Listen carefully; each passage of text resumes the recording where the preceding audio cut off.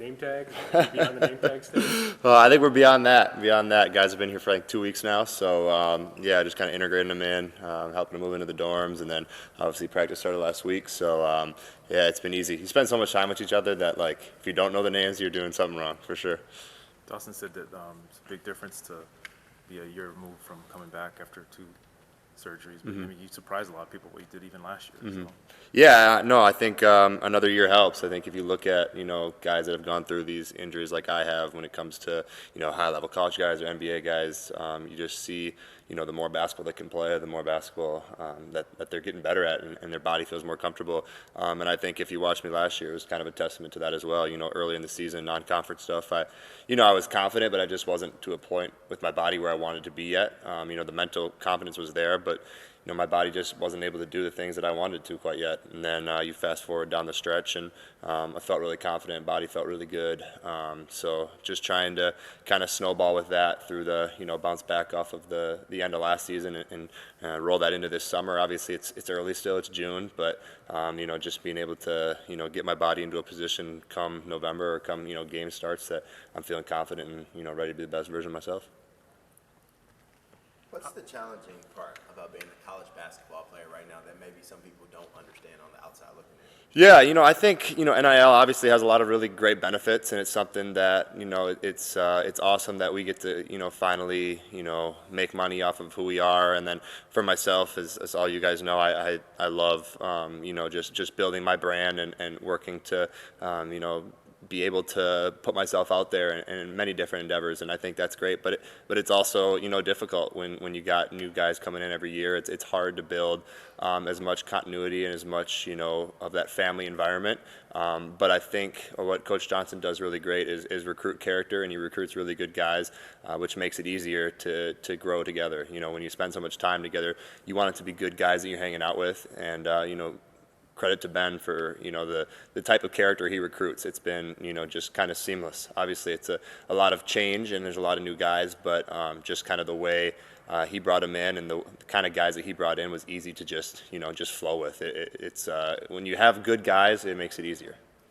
What was the off-season like for you from your point of view, tracking, watching, following it all? Yeah, no, that's a great question. I think it's interesting, obviously, because, you want to stay in the loop, especially with guys like, me and Dawson, who are older returners who, want to help, recruit. We want to help, be in the loop and all that kind of fun stuff. But also it's so fast and it's so moving that, like, you never really know. Like, you could really be on a guy and the coaches are high about a guy, and then the next day, he's committed somewhere else. So, and I think, obviously money plays a big factor into that. So, but no, I think it's fun for older guys like me. I just get to kind of see from a different perspective. And honestly, I was just trying to help in any ways I could when I was in town. I was traveling a lot, so yeah.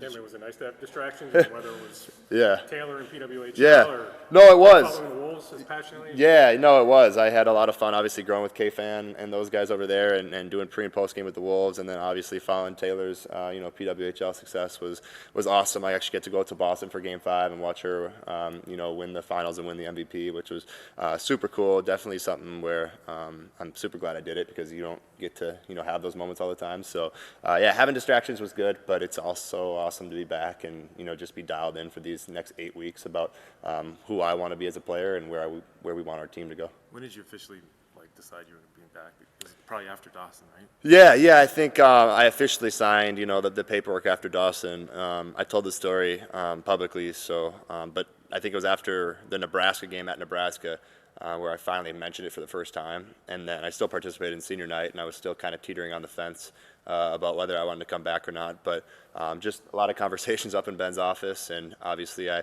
took some vacations. I went to the Final Four, went to Cancun, did a couple little chill vacations, but was just able to just communicate with Ben, and the communication was great, just getting me to a place where I was comfortable, coming back next year. And obviously, with being an older guy, being 25, I'm going to be 26 this year, I needed to be at a place where I just felt really comfortable, and we were able to get to that spot, and it seemed like a no-brainer to not come back and be around family, be around friends, and wear this M on my chest. When do you officially turn 26? I'll turn 26 in February. Yeah, so we'll go into the stretch down at the year, end of the year here at 26 years old, which is probably makes me the oldest guy in college basketball. I don't know. I'm gonna have to fact check that. Just how crazy is that? Yeah, it's wild, man. I don't think. I think even when I was in the transfer portal, as a grad transfer, I had 2 years eligibility, but I was only, gonna probably use one and then try to go, I don't know, whatever that may be, NBA, overseas, and so that has changed a lot. But also, I wouldn't change it for anything because I think it made me into who I am, and it's a part of my story, and it's something that everybody will be like, oh, I feel so bad for you, or that must stink, or I'm so sorry. But at the same time, for me, it's like I'm grateful because it kind of shaped and molded me into who I am as a man and as a basketball player. Parker, how would you describe the loyalty Dawson has? Yeah. To this program?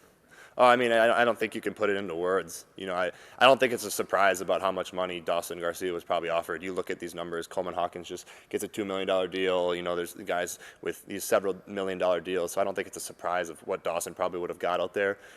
So yeah, I think if you put it into like a professional working environment for a normal person, would you take that kind of money to move somewhere else and work for your job? Probably. But Dawson's he's a Minnesota kid through and through, and you can't really put into words what he has done for this program. He's a major brick in the foundation of where we want this program to go, and I'm glad I get to call him a brother, and I'm glad I get to do it with him.